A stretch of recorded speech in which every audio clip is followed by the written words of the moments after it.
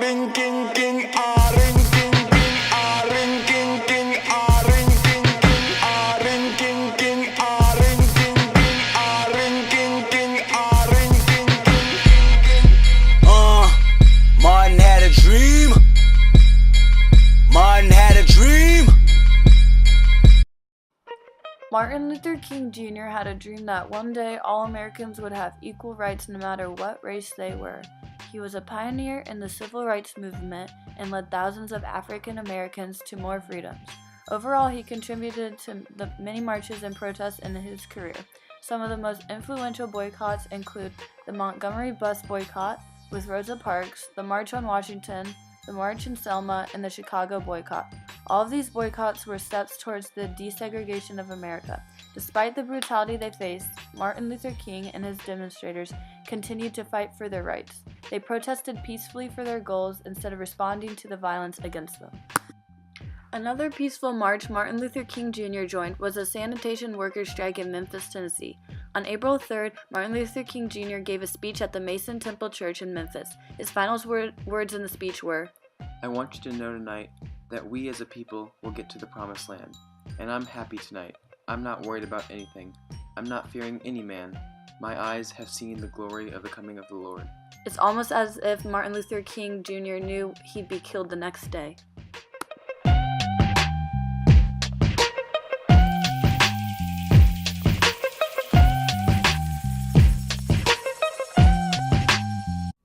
Direct from our newsroom in Washington, in color, this is the CBS Evening News with Walter Cronkite and Russ Hodge in Memphis, Tennessee, Dan Rather in New York, Bernard Kalb in Saigon, Marvin Kalb in Wellington, New Zealand, and Bert Quint in Quezon, Son, South Vietnam.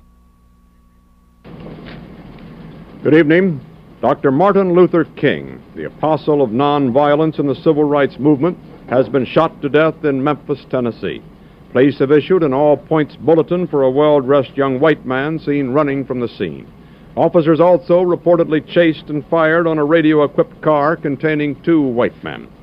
Dr. King was standing on the balcony of a second-floor hotel room tonight when, according to a companion, a shot was fired from across the street. In the friend's words, the bullet exploded in his face. Police, who have been keeping a close watch over the Nobel Peace Prize winner because of Memphis' turbulent racial situation, were on the scene almost immediately. They rushed the 39-year-old Negro leader to a hospital where he died of a bullet wound in the neck. Police said they found a high-powered hunting rifle about a block from the hotel, but it was not immediately identified as the murder weapon. Mayor Henry Loeb has reinstated the dusk-to-dawn curfew he imposed on the city last week when a march led by Dr. King erupted in violence.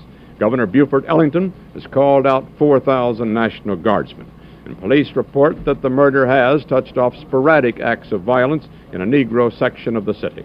In a nationwide television address, President Johnson expressed the nation's shock. America is shocked and saddened by the brutal slaying tonight of Dr. Martin Luther King. I ask every citizen to reject the blind violence that has struck Dr. King, who lived by nonviolence. Dr. King had returned to Memphis only yesterday, determined to prove that he could lead a peaceful mass march in support of striking sanitation workers, most of whom are Negroes. Dr. King had this to say last night about the situation in Memphis. Maybe I could understand the denial of certain basic First Amendment privileges because they haven't committed themselves to that over there. But somewhere I read of the freedom of assembly. Somewhere I read of the freedom of speech. Somewhere I read of the freedom of press. Somewhere I read that the greatness of America is the right to protest for rights. There was shock in Harlem tonight when word of Dr. King's murder reached the nation's largest Negro community. Men, women, and children poured into the streets. They appeared dazed. Many were crying. A young Negro said Dr. King didn't really have to go back to Memphis. Maybe he wanted to prove something. Martin Luther King Jr. was assassinated on April 4, 1968. He was 39 years old when he died. He was shot by James Earl Ray from a balcony. Ray had a troublesome past, including his sister setting herself on fire and family financial problems. From an early age, he was very racist. After he shot Martin Luther King Jr., he escaped to London and police caught him and he was sentenced to 99 years in prison. President Johnson called for a day of mourning on April 7th, and 2 days later was his funeral in Atlanta. Over 100,000 people followed Martin Luther King's coffin through the streets. After the announcement of MLK's death, there was an outbreak of violence in over 130 cities. 46 people died, 3,000 were injured, and 27,000 people were arrested. His death caused tensions between blacks and whites. His assassination reinforced the violent ideas of radical African Americans. Following his murder, the Black Panther group and Black Power movement gained popularity.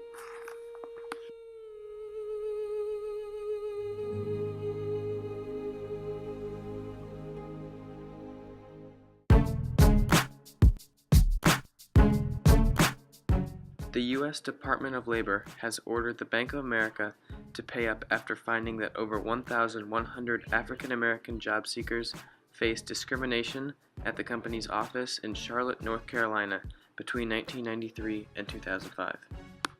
In 2003, Abercrombie & Fitch was sued for discriminating against Hispanics, blacks, and Asians. They were accused of favoring whites in the workplace.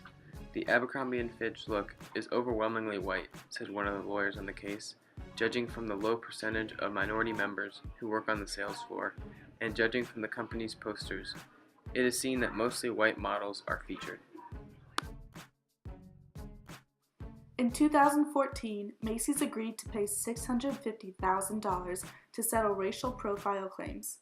Macy's had reportedly detained 6,000 people statewide and held 1,947 of people at its flagship in NYC.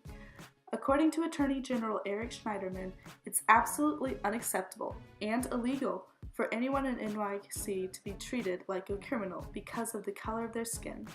These shoppers were accused of shoplifting based on stereotypes. The latest agreement requires that the company to stick to a customer's bill of rights at each Macy's store and website. In 2013, Wet Seal paid $7.5 million to settle a racial discrimination lawsuit. They were firing black employees because they wanted a blonde-haired, blue-eyed appearance at their front counter. They wanted people to look like Barbie and Ken. It was a long investigation that cost Wet Seal millions.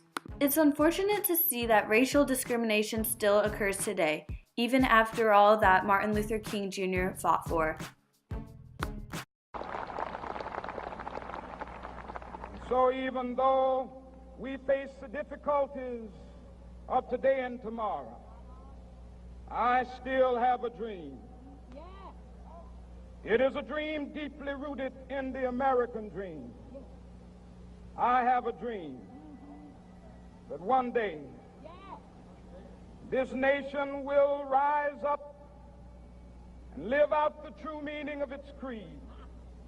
We hold these truths to be self-evident, that all men are created equal.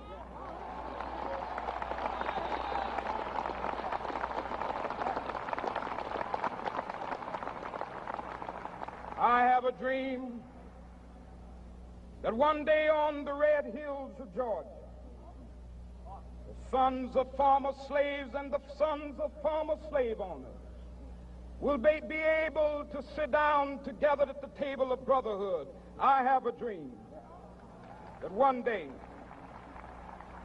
even the state of Mississippi, a state sweltering with the heat of injustice, sweltering with the heat of oppression, will be transformed into an oasis of freedom and justice. I have a dream that my 4 little children will one day live in a nation where they will not be judged by the color of their skin, but by the content of their character. I have a dream today